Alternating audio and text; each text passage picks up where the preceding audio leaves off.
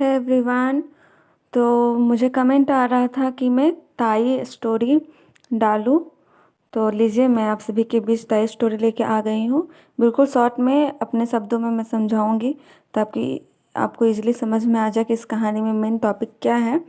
तो चलिए शुरू करते हैं। इस कहानी का नाम ताई है और इनके लेखक है विश्वभर नाथ शर्मा कौशिक जी है। इनके लेखक कौन है? विश्वभर नाथ शर्मा कौशिक जी है। तो इस कहानी में जो ताई नाम है, ताई मतलब क्या होता है?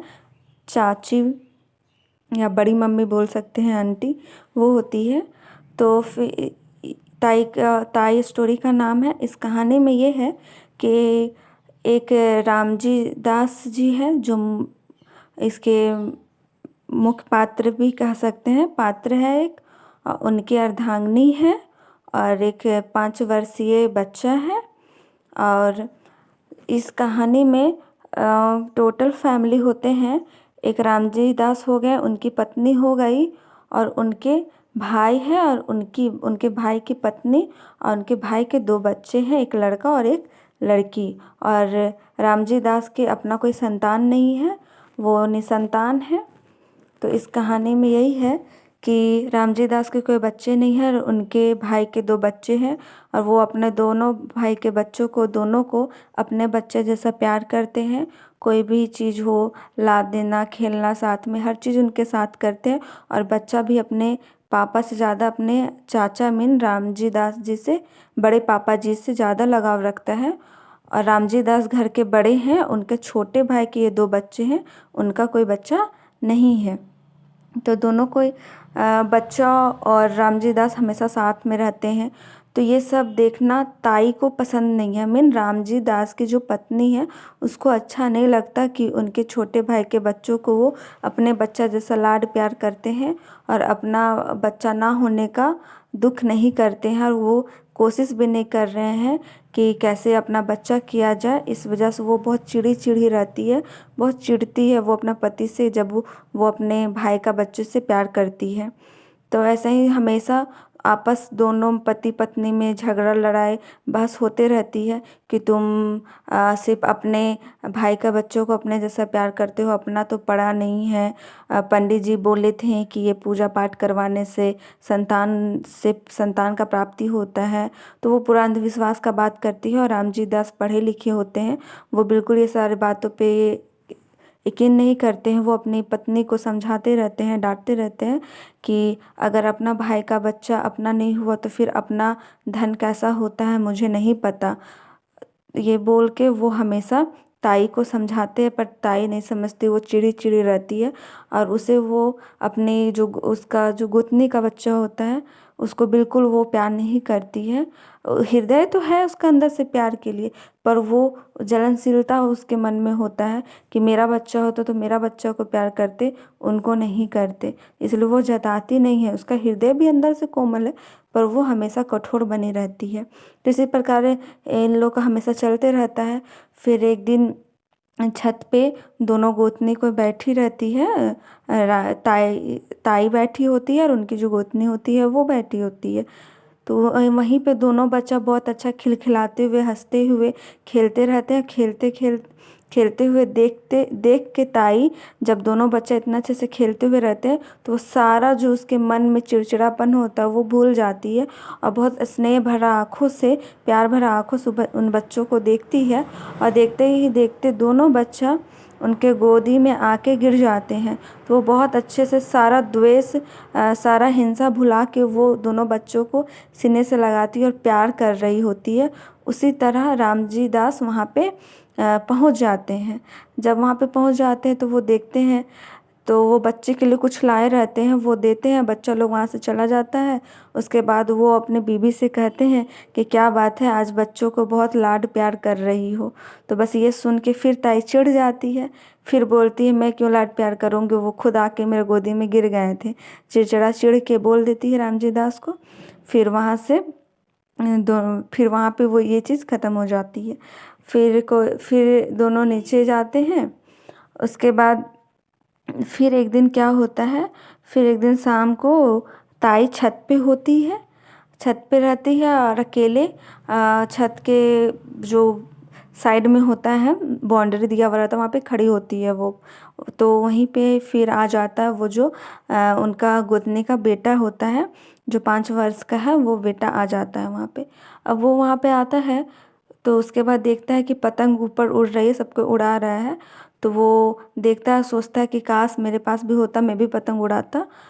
तो चाहे कोई कट के पतंग मेरे पास आ जाता। ऐसा ही सोचते सोचते सही में एक पतंग कट के उसके छत की ओर आ ही रहा होता है। तो वो अपना ताई से बोलता है कि ताई ताई मुझे भी ये पतंग दिला दो ना, ला दो ना। सो तो ताई डांट के बोल देती है कि मुझे नहीं लाना, जाओ अपने ताऊ से कहो, ताऊ ला देंगे। तो वो फिर सोचने लगता है, फिर चुप हो जाता है कुछ देर। फिर वो बहुत प्यार भरा आंखों से बोलता है कि ताई मेरे लिए पतंग ला दो ना, नहीं तो ताऊ को बोल देंगे। तो बस फिर ये ताई गुस्सा हो जाती, जो भी इसके मन में प्यार आया रहता है फिर वो गुस्सा में द्वेष में बदल जाता है। तो बोलता है जा जा ताऊ को बोल दे जा, मैं नहीं ला के देती। वैसे ही बोलते बोलते और जब फिर पतंग जब कट के गिरते रहता है तो पतंग गिर जाता है उनके उसके बालकोनी के बगल में गिर जाता है। तो वो बच्चा ताई को बोलता है कि वहाँ से ला दो पतंग। तो ताई तो गुस्से में रहती है, वो तो ला नहीं देती है। तो वो खुद से जाने लगता है। बस वो बाउंड्री के बाहर, बाउंड्री के पास एक दरवाज़ा होता है छोटा सा, उसे खोल के वो बाहर निकल जाता है पतंग लेने के लिए। तो जब जाके देखता है, पतंग लेने जाता है तो एक पैर रखता है जो बाउंड्री दिया रहता है उस पे, एक पैर उसका छत पे होता है और एक पैर वो दीवार पे होता है। और जो पतंग है वो अटकी हुई रहती है। बस वो जैसे ही झुकता है कि उसको लेंगे तो वो पतंग नीचे की ओर गिर जाता है, मीन उसकी आंगन जो होता है वहाँ पे गिर जाता है। तो बच्चा बिल्कुल उत्सुक खुश हो जाता है कि मैं नीचे जाऊँगा, पतंग को ले लूँगा क्योंकि मेरे घर पे ही गिरा है। तो वो जैसे ही पीछे मुड़ने के लिए घूमता है कि वैसे ही उसका पैर स्लिप हो जाता है और वो नीचे की तरफ गिरने लगता है, लेकिन वो दीवार को पकड़ लेता है और लटक जाता है। और वो ताई ताई चिल्लाते रहता है, पर ताई तो द्वेष में रहती है, वो उतना ध्यान नहीं देती। और जब तक फिर उसके मन में आता है कि उसे हम बचाएं, तब तक बचाने एक हाथ उसकी ओर बढ़ाती है कि वो बच्चा गिर जाता है। गिर जाता है, उसका पैर पे चोट चोट लग जाता और इधर ताई बेहोश हो जाती है और इसका भी तबीयत खराब हो जाता। लगभग कुछ दिनों तक इसको होश होश नहीं आया था ताई को। और बच्चा का पैर में चोट लग जाता है, उसका इलाज चलता है और इधर ताई का भी इलाज चलता है। जब ताई कुछ दिन के बाद होश में आती है तो वो चूहल डायरेक्ट वो बच्चे का नाम लेती है कि मनोहर, बच्चा का नाम मनोहर होता है। तो कि मनोहर कहाँ है, मनोहर को बुलाओ, अपने पति से कहती है। और मनोहर तब तक उसका पैर का चोट ठीक हो जाया रहता है। तो वो आता है तो फिर ताई उसे गले से लगा लेती है और बिल्कुल रोने लगती है कि मेरे वजह से इसे कुछ हो जाता। या बहुत दुख जताती है, अपने आप को बहुत कोसती है। उसके बाद वो दोनों बच्चों को अपने बच्चे जैसा प्यार करने लगती है, स्नेह करने लगती है और बहुत अच्छे से फिर मिलजुल के रहने लगती है। और अपना बच्चा ना होने का दुख अब नहीं जताती है, वो अपने गोतनी के हुए बच्चा को अपना बच्चा जैसा प्यार करती है। तो इस कहानी से बस यही सीख मिलता है कि कोई भी पराई चीज़ को अगर अपना मान के चले तो अपनापन मिलता है, अपना महसूस होता है। इसलिए कोई भी चीज़ का, जो चीज़ आपके पास नहीं है उसके बारे में ज़्यादा सोचिए ना, जो है उसी से प्यार कीजिए, उसी के साथ रहिए, उसी को चलिए। तो बस यही था ये कहानी में। तो आशा करती हूँ आप लोगों को बहुत अच्छे से समझ आया होगा। और बिल्कुल मैं शॉर्ट में बताई, बहुत डीपली, बहुत लंबा कहानी है कि इन लोग का संवाद कैसे होता है। मनोहर अपने ताऊ से शुरू में बोलता है कि ताऊ मेरे लिए रेलगाड़ी ला दो। उसके बाद फिर ताऊ बोलते हैं कि क्या करोगे रेलगाड़ी को, तो घूमने जाएंगे। फिर ताऊ बोलते हैं किसको किसको ले जाओगे, तो आपको ले जाऊंगी और उसकी जो बहन होता है उसके बारे में बोलता है। फिर ताऊ बोलते हैं कि अपनी ताई को नहीं ले जाओगे, तो फिर मनोहर बोलता है नहीं वो मुझे प्यार नहीं करती तो मैं नहीं ले जाऊंगा।